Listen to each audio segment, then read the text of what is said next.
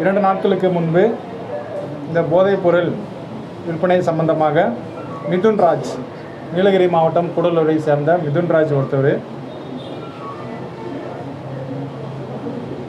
ரெண்டாவது கோகுல், கோவை காலப்பட்டியை சேர்ந்த கோகுல், அவங்ககிட்ட இருந்தும் மெத்தம்பெட்டமைன் என்ற சிந்தட்டிக் ட்ரக்கை வந்து பறிமுதல் பண்ணி அவங்க மேலே வழக்கு பதிவு செய்து அவங்கள கைது செய்து சிறைக்கு அனுப்பியிருக்கோம்.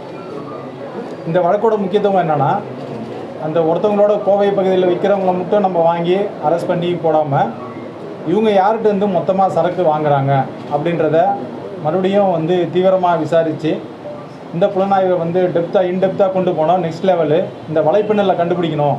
நம்ம விற்கிறவங்க வாங்குறவங்க மட்டும் கேஸ் போட்டுட்டு இருந்தால் இது வந்து நிற்காது அப்படின்ற பட்சத்தில் இந்த வலைப்பின்னல் கண்டுபிடிக்கிறதுக்காக தனிக்குழு அமைச்சிருந்தோம்.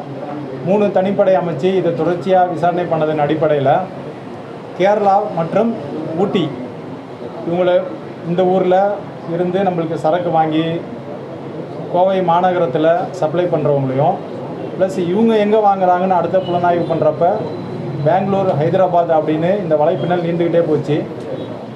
அந்த இடத்துல நம்ம புலனாய்வு பண்ணி விசாரணை பண்ணி இது சம்பந்தமாக தற்போது இன்றைக்கு 7 பேரை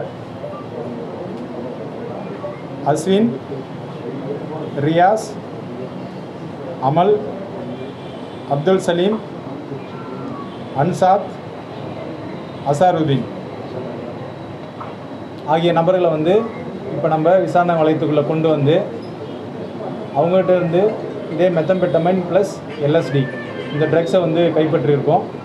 இப்போ இது வரைக்கும் கைப்பற்றின ட்ரக்ஸோட மொத்த மதிப்பு சுமார் 6 லட்சம். 69 கிராம் மெத்தம்பெட்டமைன் கைப்பற்றியிருக்கோம். 50 கிராமுக்கு மேலே போனால் இது வந்து கமர்ஷியல் குவான்டிட்டின்னு சொல்லுவோம், வணிக நோக்கிற்காக. ஸோ கமர்ஷியல் குவான்டிட்டின்னு சொல்கிறப்ப இவங்களோட சிறை தண்டனை அதிகமாகும். ப்ளஸ் 20 LSD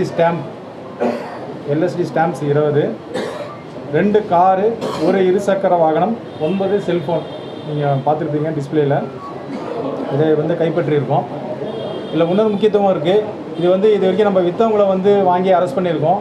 இப்போ இவங்களாம் யார்கிட்ட விற்றாங்கன்ற டீட்டெயிலு ஃபர்தராக நம்ம கலெக்ட் பண்ணிகிட்டு இருக்கோம். ஸோ இப்போ இதை வாங்கி கன்சியூம் பண்ணுறவங்க கன்சியூமர்ஸ் யாருன்னா காலேஜ் பசங்க ப்ளஸ்ஸு ஒர்க் பண்ணுற பப்ளிக்ஸு. ஏன்னா போதைப்பொருள் பயன்படுத்துறது குற்றம். ஸோ இவங்கெல்லாம் யார்கிட்டேருந்து வாங்கி யாரெல்லாம் யூஸ் பண்ணாங்கன்ற டீட்டெயிலை எக்ஸ்டென்சிவாக எடுத்துகிட்டு இருக்கோம். அவங்களையும் கட்டாயம் சட்டப்படி நடவடிக்கைக்கு உள்ளாக்கப்படும். அதனால் பொதுமக்களோ கல்லூரி மாணவர்கள் வந்து தயவு செஞ்சு இந்த போதைப்பொருளை பயன்படுத்தி அவங்களுடைய வாழ்க்கையை கெடுத்துக்க வேணான்னு இதன் மூலிமா கேட்டுக்கிறேன். நன்றி.